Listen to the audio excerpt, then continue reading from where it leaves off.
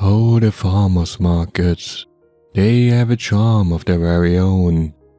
In times of industrialized farming, giant supermarket chains and online stores, they feel like a remnant of the past. At a farmer's market, you can still interact with traders face to face, and buy fresh produce as well as homegrown vegetables. It was one curious flyer that drove me to one such market last summer. It was a flyer of the annual Bonfire market. It was supposed to be held at a small rural village. Two things caught my interest. First, how professionally the flyer was made. Second, that at least 100 different market traders were attending. It seemed to be quite the event. After thinking about it for a while, I decided to take my chance and attend. You see, during the summers my sales usually plummet. There's not much you can do about it. What most people are looking for are cold drinks or other refreshments. People like me who are selling meat products are out of luck. There are few events that can still net you a profit even in summer, but those are few and far between. So whenever I find out about a new event, I at least attend it once to see if it's worth the effort. This Bonfire event made me think of meat and barbecue, so it sounded promising. When I arrived at my destination, I was quite a bit confused. It had stated that the event was held in a small village, but I saw nothing but a single building, a huge old farmhouse. Was this the place? I double-checked the address, but I was, without a doubt, in the right place. My confusion only left me when I noticed the other cars and sales vehicles nearby. I parked my car near the farmhouse and started to search for the organizer. I had no way to call or register beforehand, so I wanted to make sure that they allowed newcomers to attend as well. I was pretty sure they would. In all my years as a market trader, I'd been sent away only a few times. There were quite a few people around, some as lost as me, others busy with preparations. It didn't take long for me to spot a stout, balding man, walking from group to group, gesticulating and giving instructions. I was sure I'd found who I'd been looking for. "Hey there, my name's Maya, I'm selling salami products. I'm not a registered participant of the event, but I'm sure you still have a place for me available, right?" The man measured me up and down with his tiny bead-like eyes before a sly grin appeared on his face. He licked his lips once, twice, and then opened his mouth to speak. I saw blackened, rotten teeth. "Oh, not registered yet. Well, you're not alone, friend," he said, almost slurring every word. I don't know why, but his way of talking and his whole demeanor was pure weird. I'd seen quite a few strange characters over the years, but no one like him. He rubbed his hands almost consistently, and I could see that they were sticky. His clothes too stuck to his greasy body. It was nothing short of disgusting, and I had to fight the urge to inch back. Now, he finally said. "I'm sure we find just the place for you." With that, he led me towards a nearby dirt patch and ushered me forward. I did my best to always be a few steps ahead of him so he wouldn't touch me. "Well, why don't you put up your stand right over there next to one of our other newcomers?"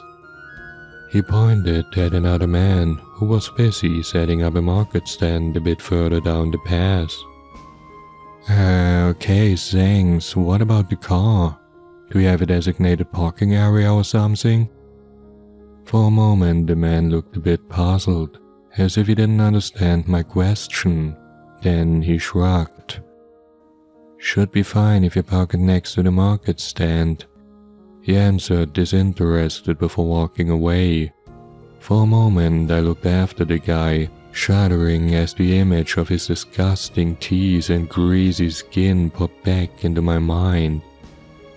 The hell is wrong with that guy? I mumbled to myself. Once I'd driven down my car, I started to unpack. The owner of the market stand next to me was quite a few years older than me. He greeted me with a handshake and introduced himself as Martin. "You've never been here either?" I asked him as I unloaded my truck. He shook his head. "Found out about the whole thing a couple of weeks ago. Wouldn't even have come here if it wasn't for the wife. She said I should go and try, and well, here I am. Guess we better make the most of it." I nodded. "Well, let's hope any customers show up at all. Feels like we're in the middle of nowhere. I thought it was supposed to be in the middle of a village and not a random farm." "Thought the same thing," he started. "Tell you what, I thought I'd gotten the wrong address. Drove around in circles until I gave up and asked someone. You're lucky you didn't follow the wrong damn dirt path and ended up in the middle of the forest like me. Was pure luck that I found my way back out. Damn Google Maps didn't help me one bit." When I stood there in front of him cursing like that, he burst out laughing. We kept up chit-chatting for a bit while we both readied our market stands and put up our goods for display. As I kept looking around, I noticed there were only about 24 traders here in total. The flyer had promoted it as a grand event with at least 100. Where was everyone? What I saw here was barely at the level of a small weekly market. How could this be a special annual event? I wasn't the only one who seemed to have doubts. Many of the other participants looked as skeptical as me. Once I'd set up everything, I decided to have a quick look around and find out where the toilets were. When I arrived back at the old farmhouse, I saw that people had been quite busy. There was now a massive bonfire in the center of the yard. Next to it was an open meat smoker on which various different pieces of meat were presented. Some seemed smoked already, others were still raw. As I made my way around, I noticed the stares I got from a tall, lanky guy. He'd been busy cutting apart a chunk of meat when he saw me and eyed me curiously. I tried to smile at him, but his empty stare was a bit unsettling. As I walked on, I could tell his eyes were following me. I was about to enter the door of the farmhouse to look for the toilets when I almost ran into the organizer. "May I help you?" "Oh, I just had a look around. You've got quite a selection here," I started, "but I was wondering where the toilets are." "The toilets," he said in a pensive way, almost as if he troubled to remember. All the while the skinny butcher kept looking over at us. "Tell you what, friend, we've got a bit of trouble in the back. It's all clogged up at the moment, you see. If it's not too much to ask, why not go over there by the trees?" I waited for him to reveal the joke, but he didn't say anything else. All I saw was the same grin he'd shown me before. "To tell your participants to piss against the trees," I lamented to Martin once I was back at my market stand. The older man thought it was the most hilarious thing in the world. He kept telling me it would have been much worse if I had to take a shit instead. I couldn't help but join in with his laughter. To be honest, I wasn't bothered by taking a piss outside. I was a guy after all. It was a lack of organization and a disinterested behavior that dumbfounded me. None of it was normal. Time moved on, soon it was 5 and soon 5:15. Wasn't the event supposed to start at 5? Where the hell were the customers? Was this whole thing a bad joke? It was another couple of minutes later when I saw a group of people walking down one of the many dirt paths. Did they walk here? We were in the middle of nowhere. There are no houses anywhere nearby as far as I could tell. As they approached my market stand, I greeted them and presented them my samples, but they didn't even look at me.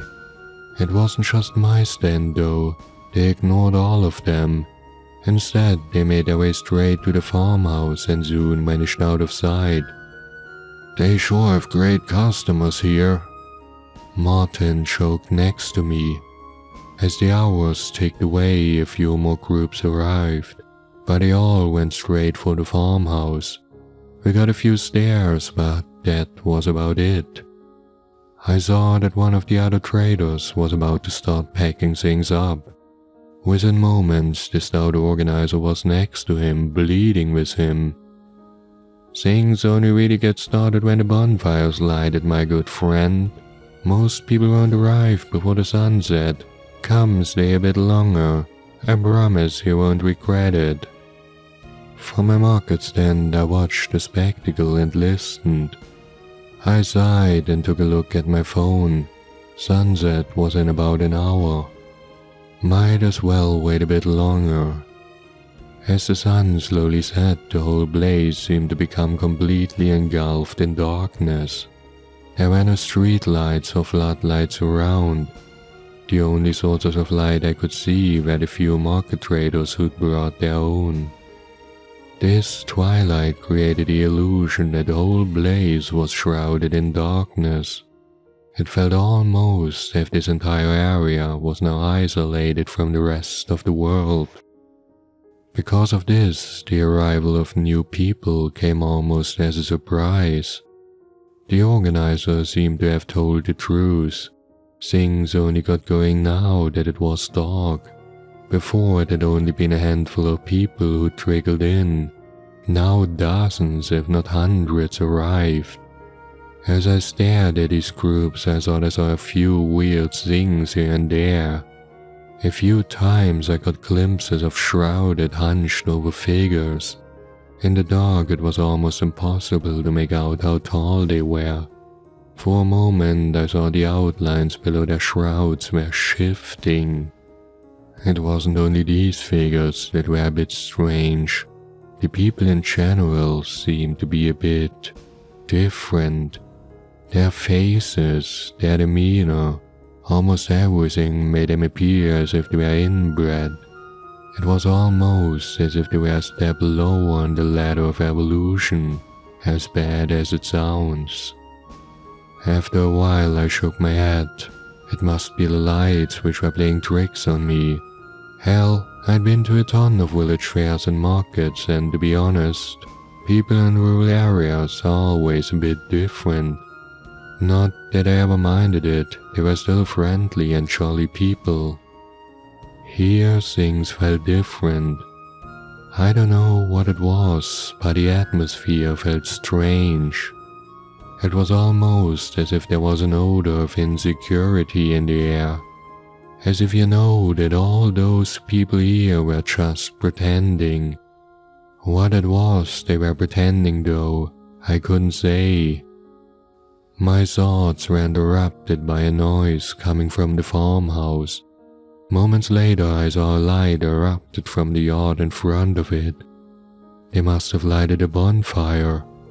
As if to prove me right, I heard how loud laughter and the sounds of excitement and exuberance cut through the air. It was clear enough that I'd not sell anything right now. There were only a few lone stragglers that still arrived, but those two hurried toward the bonfire. It was soon that my curiosity won me over. I told myself I'd have a quick look around and go watch the bonfire as well. Making my way to the yard was quite a feat. The whole area was utterly overcrowded with people. Once I'd made it, I took a glance towards the bonfire, but I couldn't see much. There were way too many people in front of me. The only thing I saw were long wooden sticks that were held towards the flames, roasting big chunks of meat. I watched for a while, but then saw the open door of the farmhouse. Not going to piss against the tree again with all those people around, I thought. I was sure they'd unclogged the toilet by now. I had a look around the small entry room, but it was almost entirely empty. Haphazardly, I decided on the hallway to my right to look for any sign of a toilet. As I walked on, I saw nothing. There were a few rooms, but the doors were either locked or they were empty. Finally, the hallway led into a vast, dark area. I couldn't see a thing though. After a short while of fumbling around the wall, I found a light switch.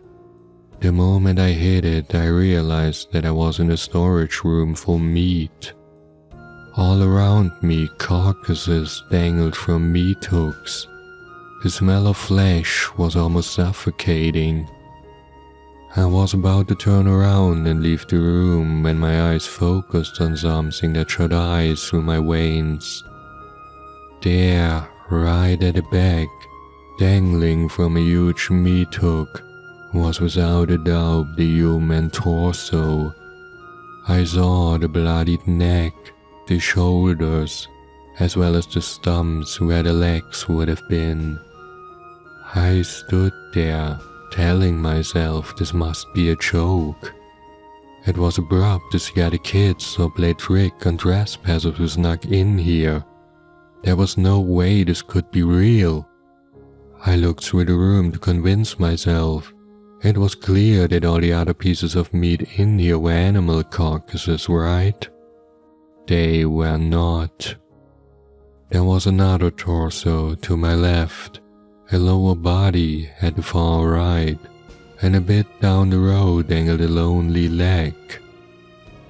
Did this mean all those other chunks and pieces around me were the same as well? Were they all human? Dear God, what was this place? What had I stumbled upon here? I couldn't think. All I could do was to stare at the horror around me in disbelief. There was no way, was there? This had to be... God damn it, who the hell's in there? Is it you, Reiner? I told you if I ever saw you nibbling on one of them again, I'd beat the living shit out of you. Oh God, someone was coming. What the hell do I do? I almost rushed towards the exit of the room, but realized I'd run straight into whoever was coming. I took a few steps back into the room, then a few more, then I hurried to the back.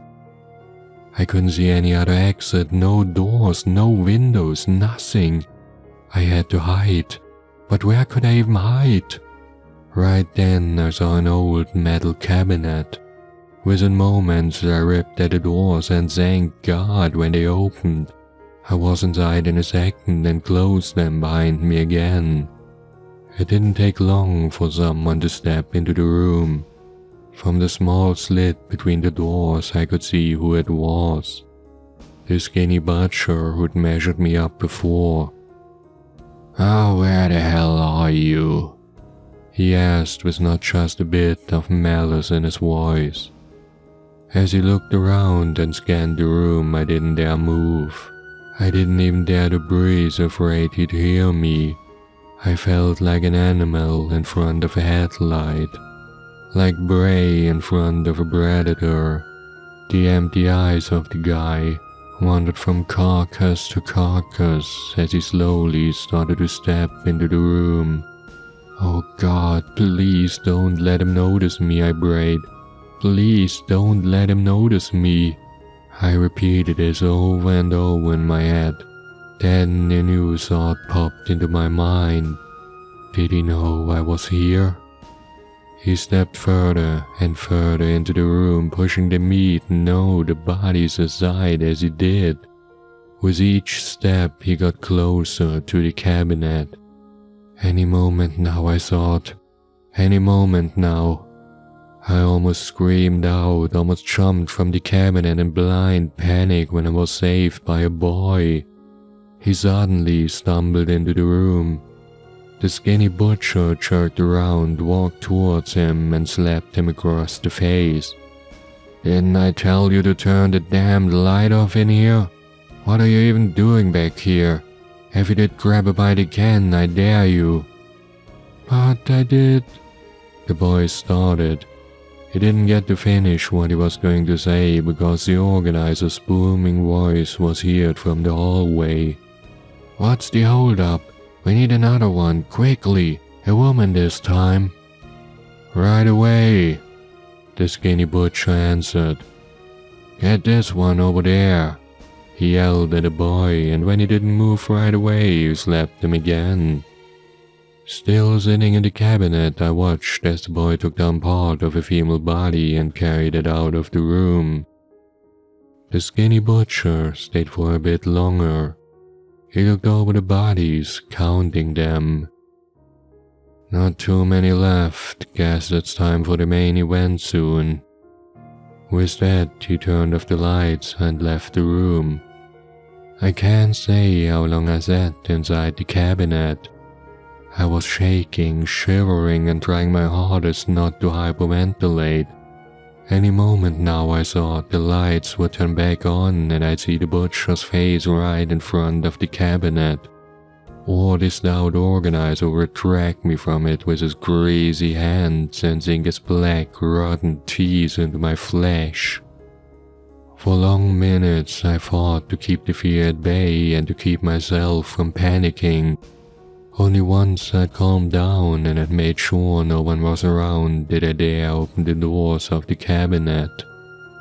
With light steps, I made my way back into the hallway. I'd barely crossed the first few meters when the same boy from before came running into my direction. He stopped and stared at me. His eyes were wide and almost empty. I could see that his head was hard at work trying to decipher the situation. He opened his mouth, then closed it again, which made my heart skip a beat. "Man out to the right, woman to the left, got that?" I said in as hard a voice as I could muster. For a few nerve-wracking seconds he stared at me, thinking, but then he seemed to give up, nodded, and ran past me. I almost dropped to the floor as the strength left my legs. I slumped against the wall, breathing heavily. I couldn't rest though. I had to go on. I had to get out and stumbled onward. Outside, the noise rose up again. It became jubilation as I heard hundreds of voices scream up with excitement.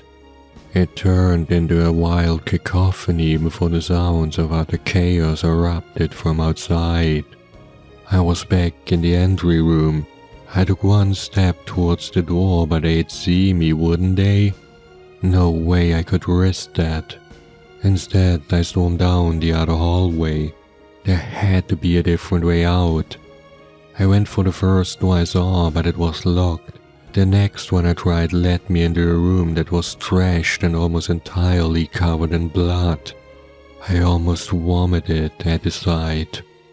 I almost threw the door shut again when I saw the butcher in the entry area. I almost jumped into the room hoping he hadn't seen me. At that moment I saw something.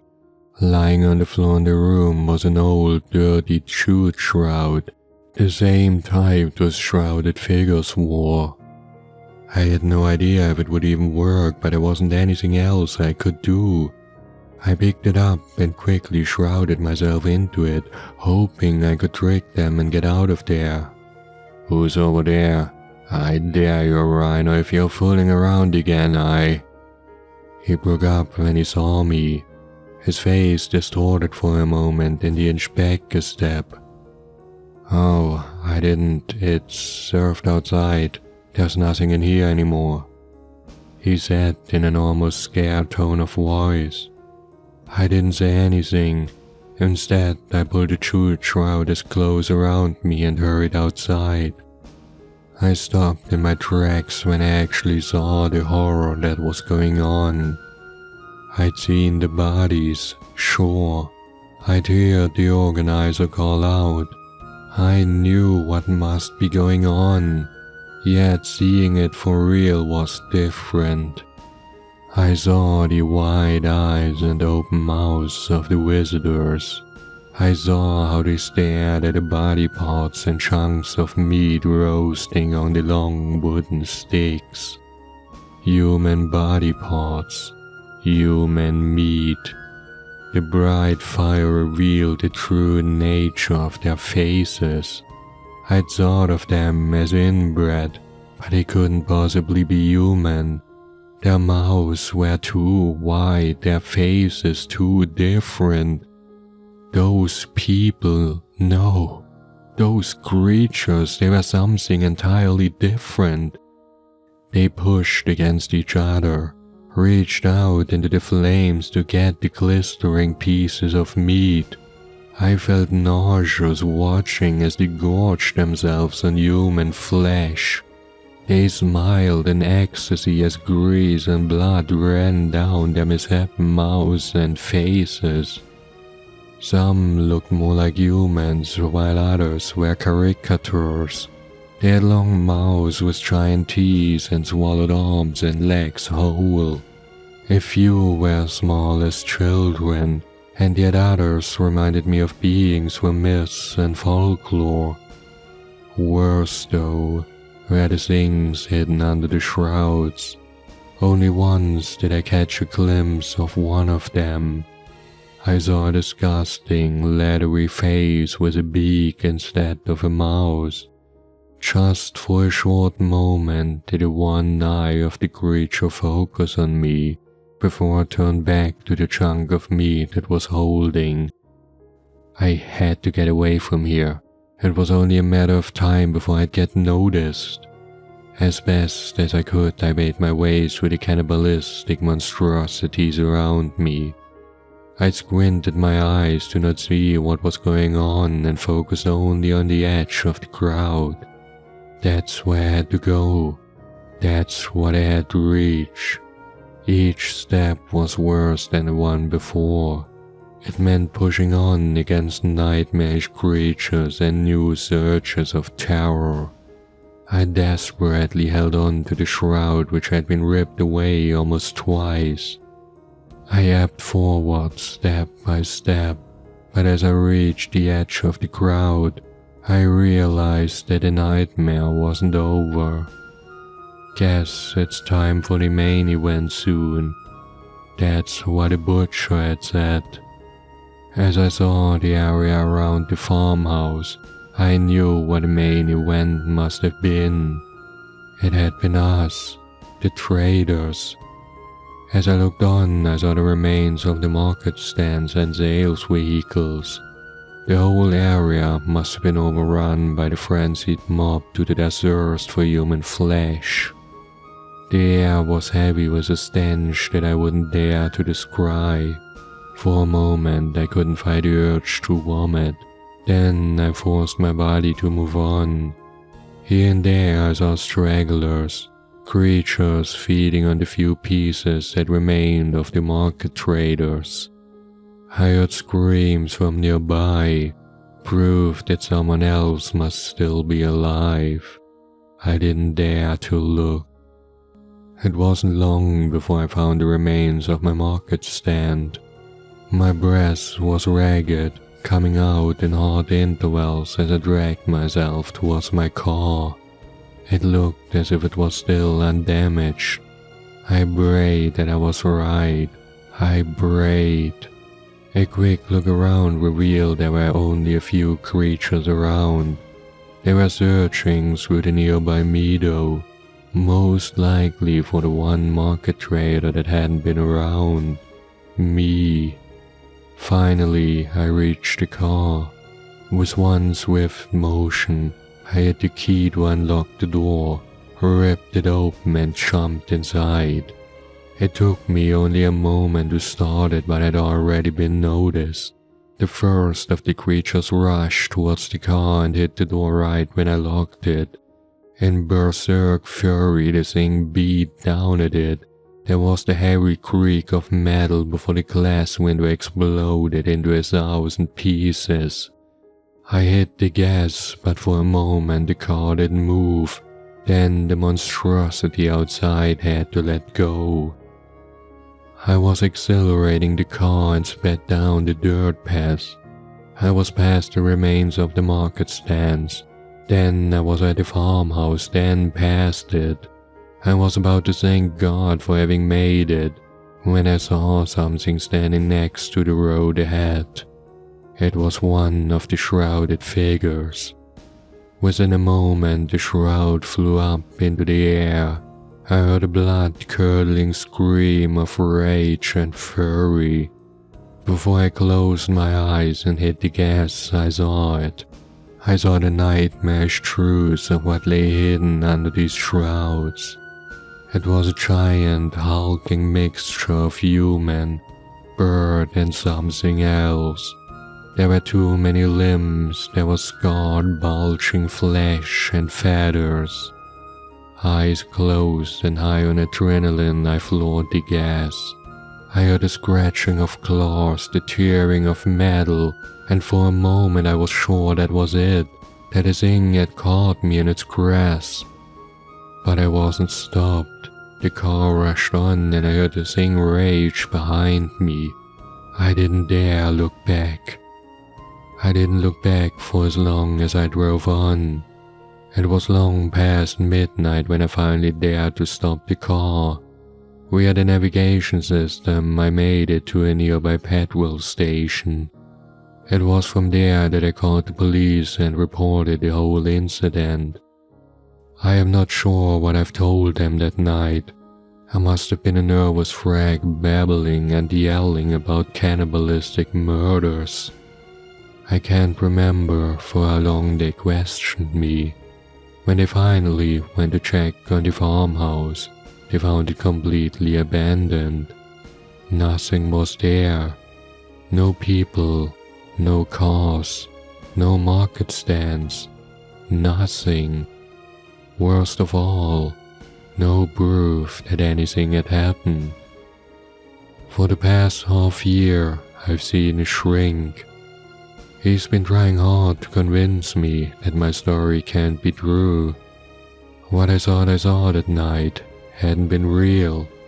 He's telling me there were no creatures and no murders. It was all in my head, he said. I really want to believe him. I want nothing more than to accept that it was all just my own delusion, a hallucination conjured up by my own mind.